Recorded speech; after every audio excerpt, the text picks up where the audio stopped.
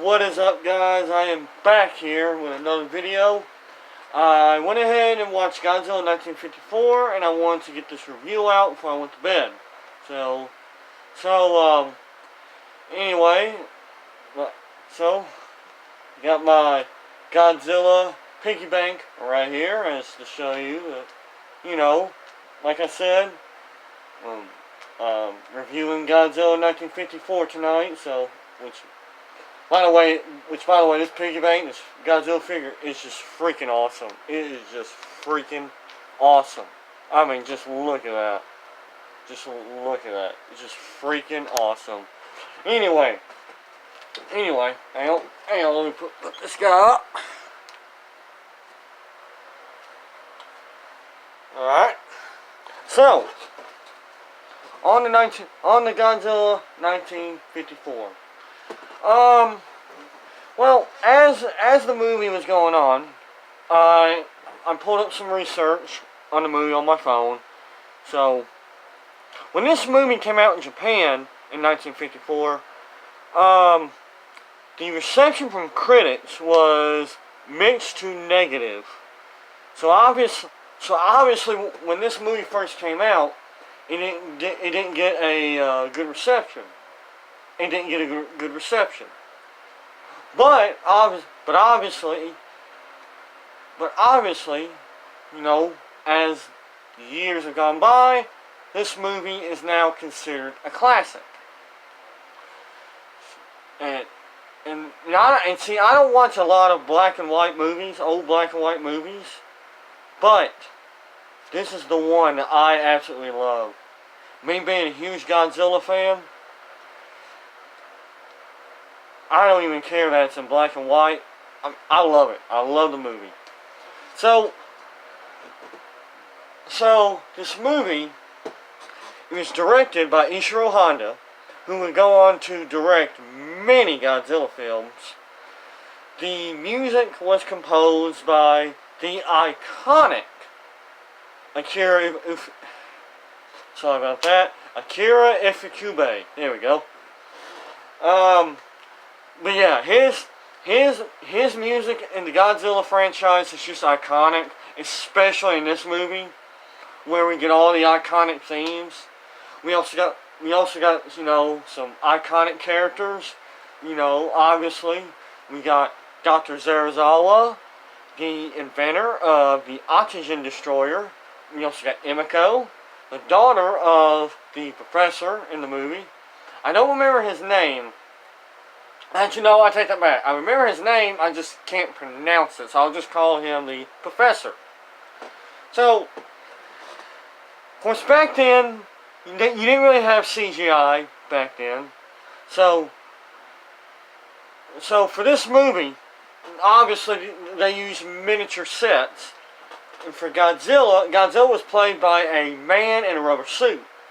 Well, obviously, the rubber suit, the actor in the rubber suit had a hard time wearing that suit because, one, the actor's head could only reach up to Godzilla's neck. So the actor couldn't even see out of the suit. And plus, it was so hot in that suit. In fact, just a couple of times the actor suffered heat stroke while he was in the suit. And it was hard to move in the suit. But honestly, though, considering, the way Godzilla is in this movie, I think with it being hard to move in the suit, I think that adds on to this film. So, because Godzilla is a Godzilla is a I guess you call him a force of nature, you could say. Godzilla came from the atomic bomb. This movie is basically going over, man's mistakes with, atomic bomb, nuclear energy, radiation. And I really like the serious tone of this movie. Like, see, back in 1956, this movie came out in the United States, and so, as as America likes to do, it likes to, you know, change stuff for some reason. I've never quite understood that. So, there was one change that I actually did like. Now, of course, when this movie came out in the States, it was renamed Godzilla King of the Monsters. Yes, the same name of the 2019 movie of the same name. But in 1956, when this movie came out in the States, the movie was re-edited and new scenes was added. But in these scenes, you had the actor Raymond Burr playing the character Steve Martin. Of course, Raymond Burr would go on to be an iconic actor. Raymond Burr would later be, after this, Raymond Burr would later be known as Perry Mason. You know, if you've watched Perry Mason, you know how popular that series was. So, but today, I'm going to talk about the original 1954 version. The original 1954 version that I watched in Japanese with English subtitles. So, let's just get on to what happened in this movie. So, the movie starts out with these ships and boats being destroyed in the Pacific Ocean. Well, obviously, no one knows what could be happening. You know, they're thinking it's maybe an underwater volcano or something. You know. But obviously, as the movie will tell you later on, that's simply not the case. So we get introduced to Emiko and her father, the professor. So they go to this island to investigate, because you had the natives of the island. You had this one guy who's a native on the island. You know, all these ships being destroyed. Well, this native claims that it was Godzilla. And he says Godzilla was an ancient monster who must feed on humankind to survive. Well, one night on this island, all the natives are held up in their huts, or whatever they're called, houses, I guess. And anyway, a storm hits, like a tropical storm or something. But you can also hear, you can hear Godzilla's feet stomping the ground. But you can't see him yet.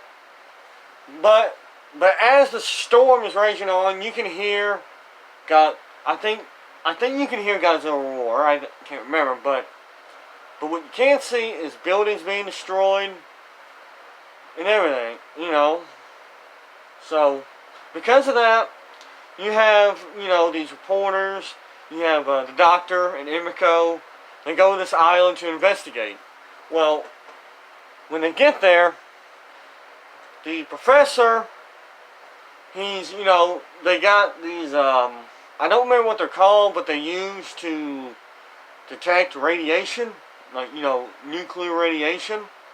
And so, the professor, he looks down at the ground and sees a ancient trilobite, which is a extinct creature from millions of years ago.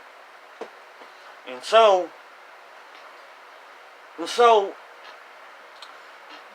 now, where the trilobite comes in, it does play I guess you say a small factor, I guess you could say, but then, as they're investigating further and they go deeper onto the island, we get the iconic scene.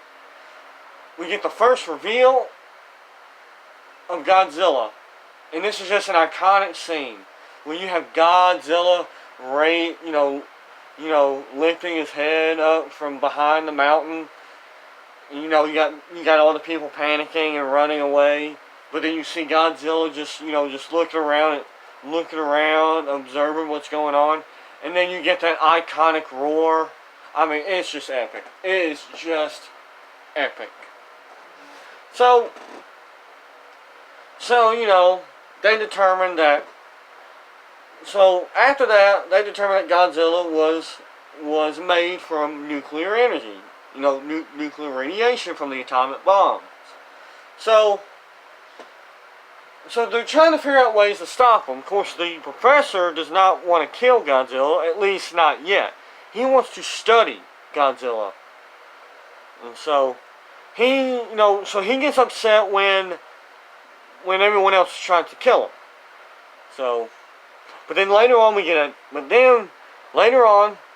get probably my favorite scene and sequence of the whole movie. When Godzilla rises up out of the water, he's roaming Japan, not Japan, but Tokyo, destroying Tokyo, and of course, while there's just destruction, Godzilla firing his iconic atomic breath.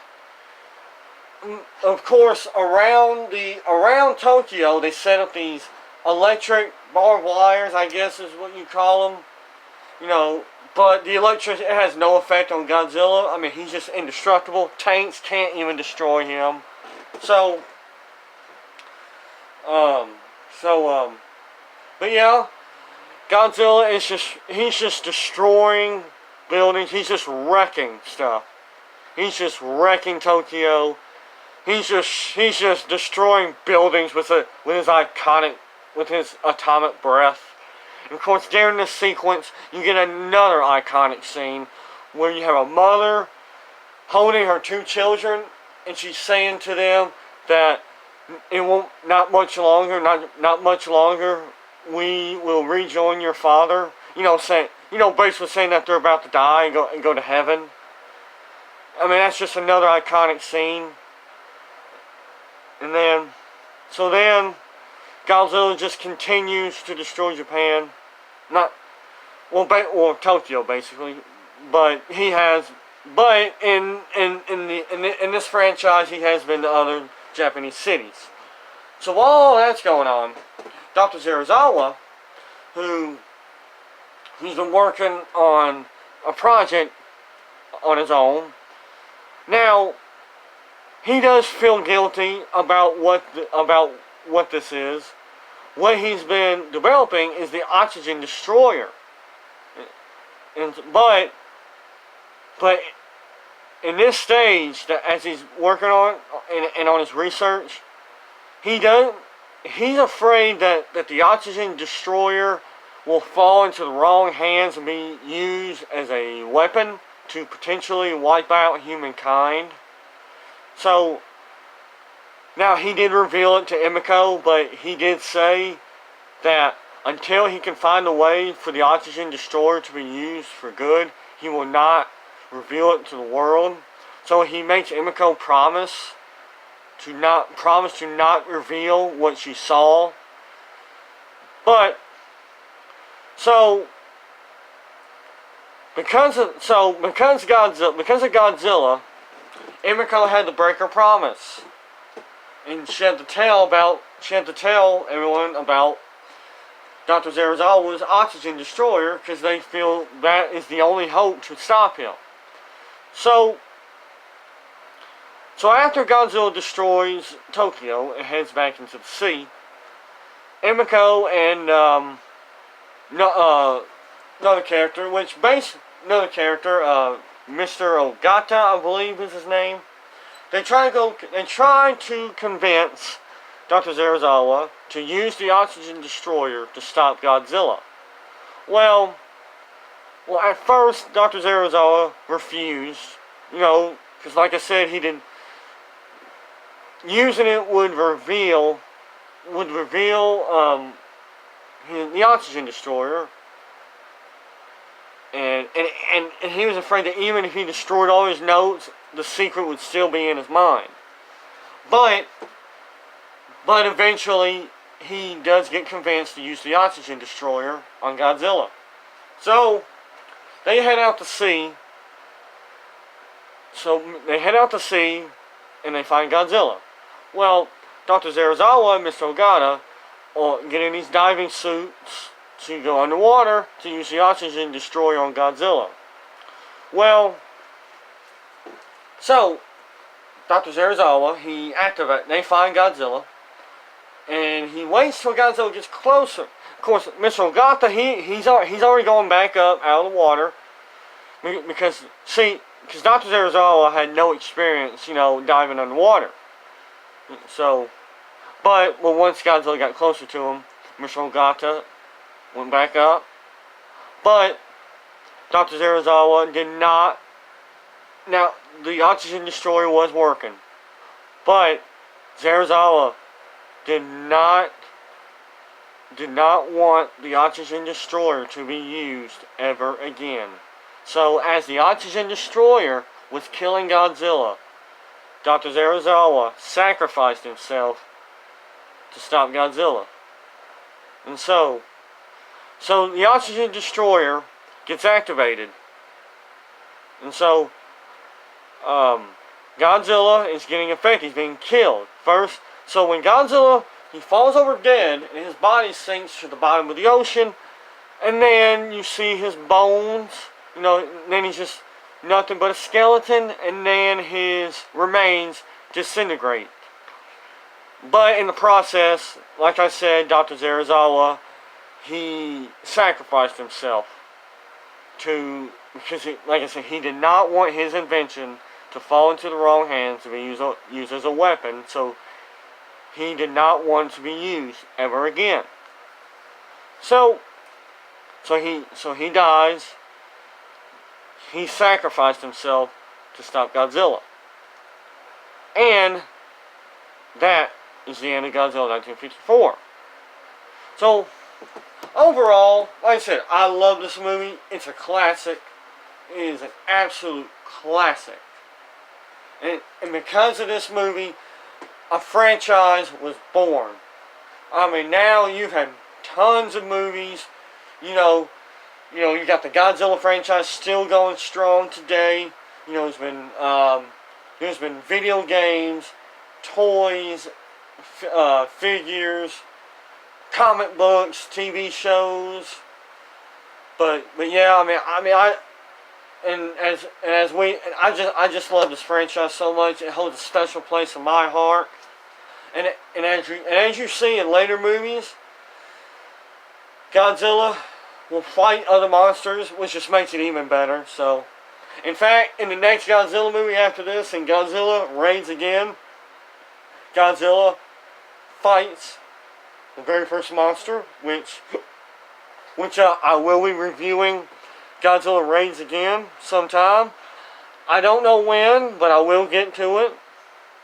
So, but anyway, guys, that's it. I know this review probably wasn't great in terms of, just going over the plot of the movie and everything, but keep in mind that I'm trying to do what I can, because this is my first time doing something like this, so please just cut me some slack. So, anyway, guys, I hope you enjoyed this review. Please hit that like button, share this video if you can, leave a comment if you'd like, and also subscribe to my channel.